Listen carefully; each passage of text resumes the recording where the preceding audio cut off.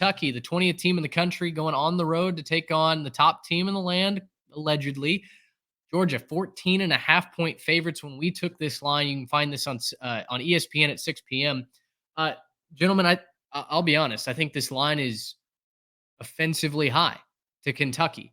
And this is one of those lines where, as we'll talk about throughout this week, there are some lines that smell off, that don't make sense to my eye test, my incredibly flawed eye test, as the ledger shows. But still, doesn't this feel, Garrett, like 14.5? Georgia hasn't blown anybody out of the water. Kentucky has the best defense that the Bulldogs will play so far, maybe even all season.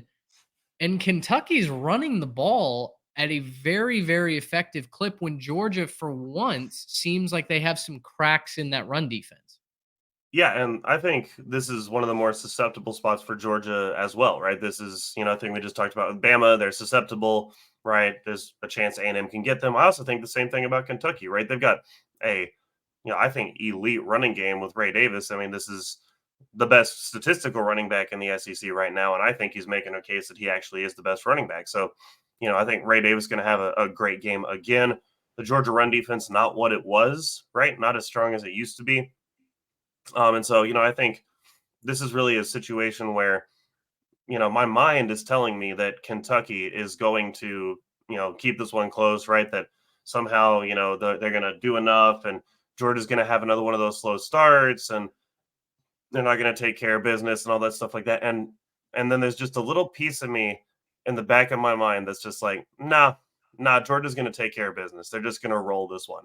It sort of feels like, there's got to be something that breaks, and Kentucky never ends up playing them close. Like the last several matchups haven't been close at all. They don't really play them that well. And so, I think that this is another spot where Georgia just kind of figures it out. I do think that this is the spot where it all starts to come together for Georgia.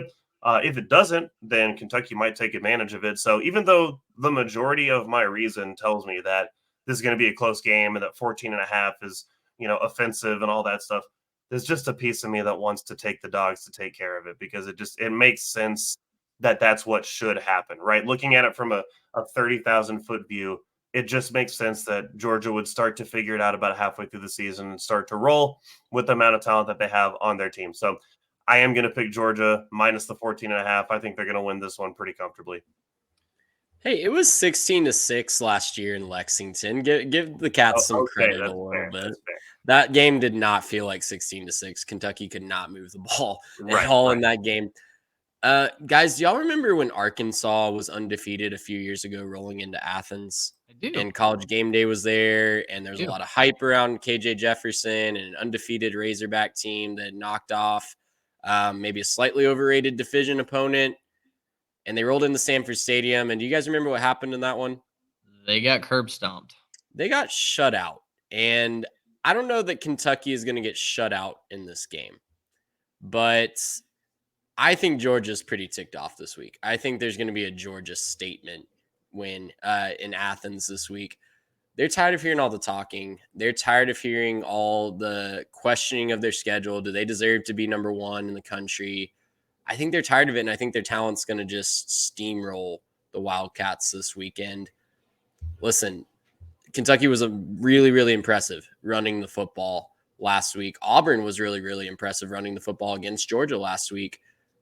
I think they're going to get that corrected. I trust Kirby Smart and his defensive staff. I trust their, pedigree. I trust their history. I trust what I've seen. I trust the talent that they have on the field to get that figured out. And I think we're going to look back on that as a one-off. What the heck? How did Auburn get that done by the end of the season? I'm all in on Georgia this week. I think they cover the spread. I think it's more of a crock-potting, slow cooking, whatever you want to call it. And we look up and Georgia wins this game by about 4 scores by the end. I think they're going to dominate the Wildcats this week. Georgia seems to struggle when they can't establish the ground game. Now, the Bulldogs have a top 10 passing attack this season, which surprised me when I looked into the numbers this week, right?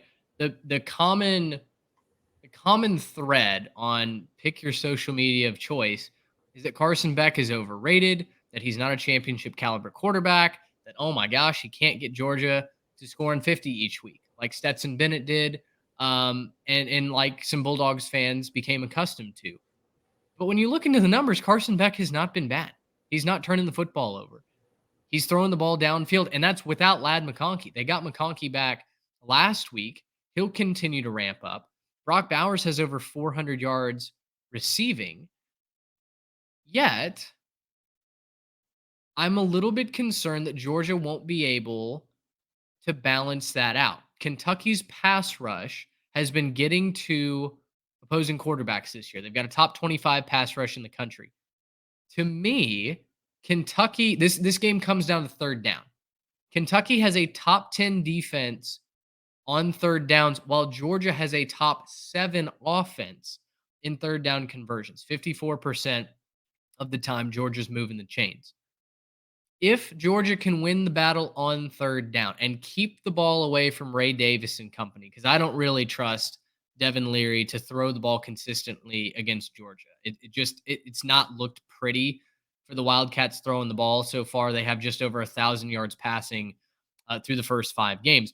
Running, on the other hand, has been where they've dominated. And despite what we thought would be a leaky O-line, Kentucky has really proven some of the haters wrong in that respect. I think this is a close game. I don't pick Kentucky to win this. I think Georgia does win it, but you're giving me the hook. And for me, Georgia can win this by 14. It doesn't even have to feel like it's even that close. But because you're giving me the hook, Kentucky's the better running team. Georgia is not as elite at stopping the run as they were a season ago. I think Kentucky's going to have some drives where they take the wind out of the Bulldog sails. They might force a turnover or two, much like Auburn did a week ago. I think Kentucky hangs around, keeps this close, and gets the fans murmuring a little bit in between the hedges. So I'll take Kentucky plus the number. Listen, Mark Stoops has done a fantastic job so far. He's already over halfway to what should be a comfortable 8-9 win season in Lexington. If the wheels fall off, right? If nothing else goes right for them, I still think they get to 8-9 wins. What a job for Mark Stoops, making $9 million a year, $1 million for potentially every win on that schedule. You guys are both on the Dogs.